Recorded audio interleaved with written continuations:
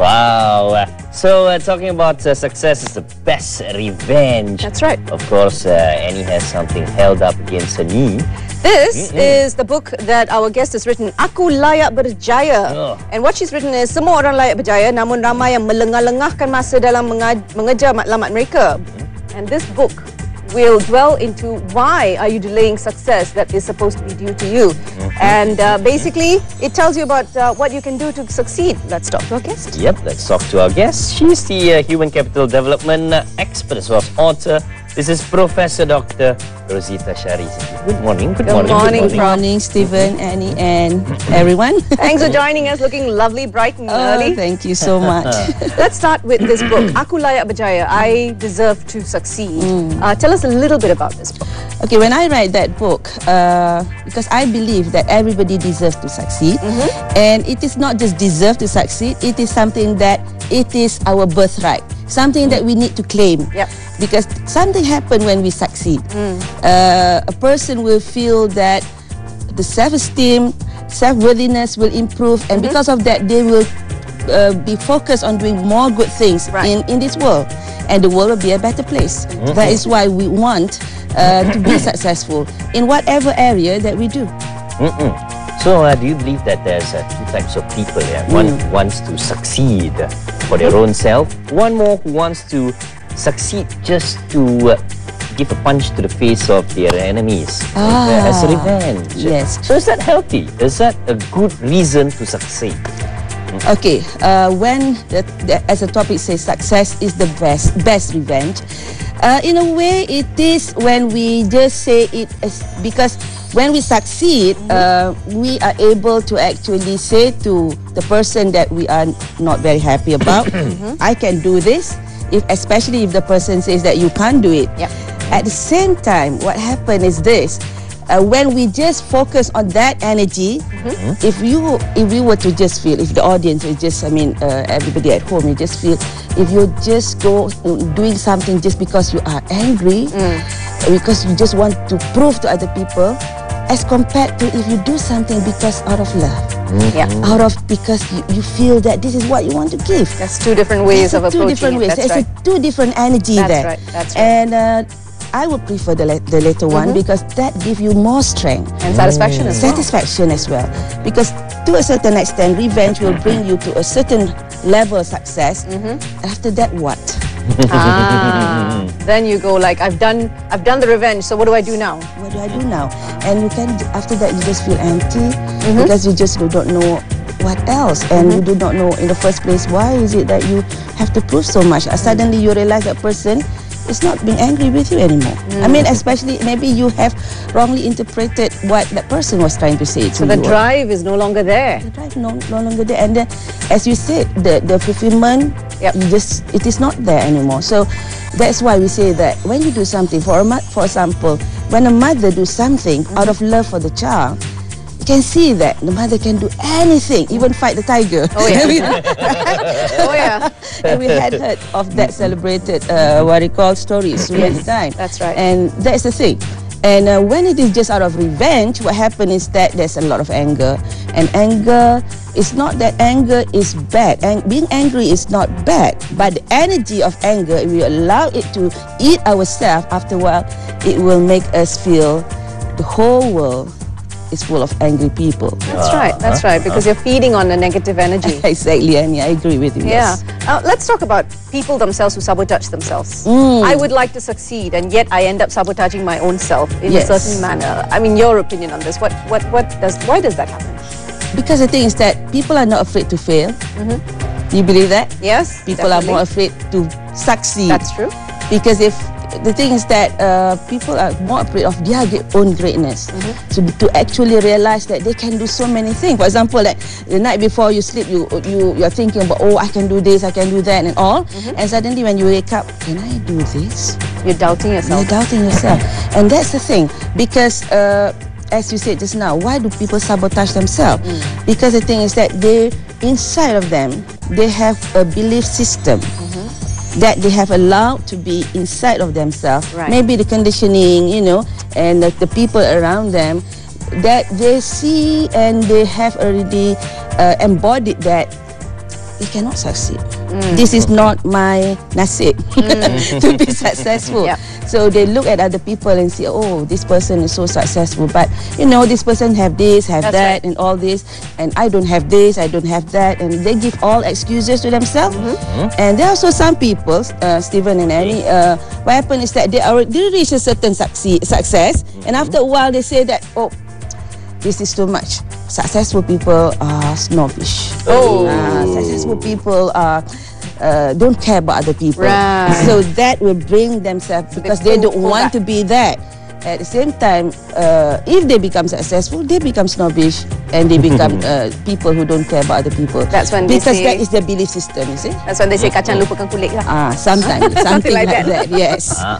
Yeah.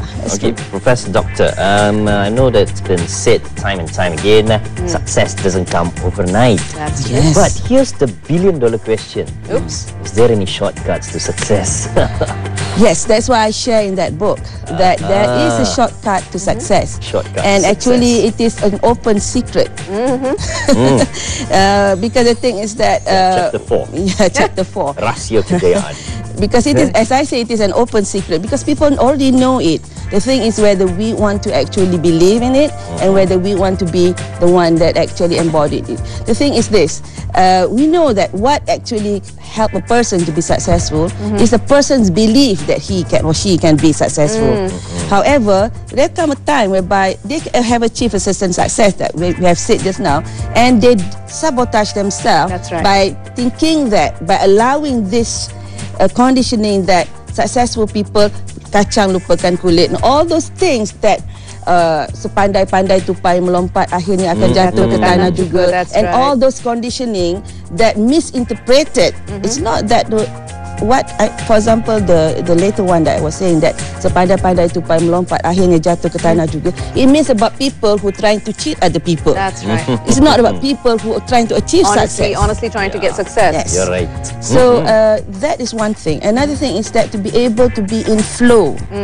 Yeah, as Vishen Lakiani mentioned from he is from Mind Valley, and he mentioned about you need to be in flow. In flow in the sense that whatever come into your life, you embrace it, even challenges.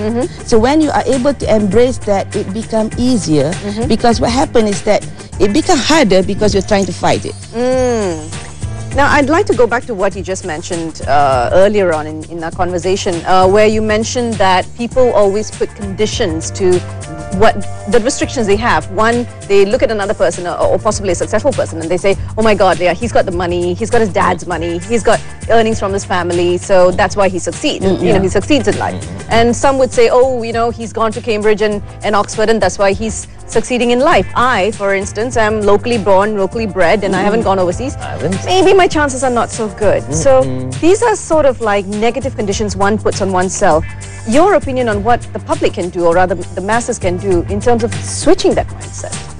Just look around and see how many successful people are born success. Just look around. I mean, the thing is that we can see so many people, even in Malaysia. They come from very poor family. People like Datuk Mat Senah, for example. That's right. People like Tan Sri Mokhtar, for example. And these are people who change their life, who change their belief, who believe that they can be successful. And the thing is, do not give excuses for not being successful. There you go. And not to compare yourself, isn't it? That's the other thing that we do a because lot. that is not the prerequisite for us to be successful. Yeah. For us to be successful is for us to believe that we can be successful, and don't ever forget that to pray to God, The that Almighty. yes, to give us the success that we desire, the success that it is our birthright. I always share this wherever I conduct a program, that imagine that we are all in this whole world. It is like a big auditorium. Yep. And each and every one of us already have a seat. Seat for us to actually sit down. That is what our success is. The moment that we claim that we sit on our chair, and that is the light start to come out. Right. And that is the thing that when we are able to give and to claim our success. And the thing is this, success is not just boom, it comes in a big. Immediately. It is stages by stages. And success is not the destination, as we always hear. Yep. Success is the journey towards it. And it is one step at a time. As long as you're taking that step, you are already on the path of success. Ah, okay. Coming back to the shortcut to success, right? You like that, don't you? Yeah, I'm taking the shortcut by Going through the... Yeah, going through the book really, really fast. So I'll take the faster way. So Professor Doctor, maybe you can tell us about this chapter 13, right? The message is love. Message there you niat go. kasih. I don't get it. How does it come into the I deserve to be successful. Yes, wonderful question. Thank you, Stephen. The thing is this, as I said just now, when we want to do something from the place of love, that is when we have the inner energy and also all the help that we need to have in our achieving the success. And the thing is, the message is love, to understand that whatever challenges that we face in this world is actually a message to say that you are worth it. You deserved it. And you just need to climb, just need to be a little bit more persevere in facing that challenges. And what happened is that you have that. This is what most people, I realize that when I interact with most people, some of them say that I can't do this because there's so many challenges. But we need to realize that those challenges are our teachers. They are love message from God. A lot of us have this problem. We think in a box. We're constantly said, think out of the box. We think in a box. Even the younger generation, for instance, they are made to think in a box. What can parents do? And again, this goes out to the parents. What can we do to change that perception of our children to think out of the box and become, analytical about what they want to do in life and not just stick to the norm? That's a very good question, Annie. The thing is, we as parents need to think outside of the box. The conversation at the dinner table, talking about what can we do outside the box, rather than just talking about the normal thing on the do and the don'ts, right? Wherever they are thinking outside of the box, just applaud them. Simple thing like that. For example, like something that looks so ridiculous, an idea that looks so ridiculous, and we say, that is interesting. How do you think that it can work? Rather than we say, this is a stupid answer and this will never work.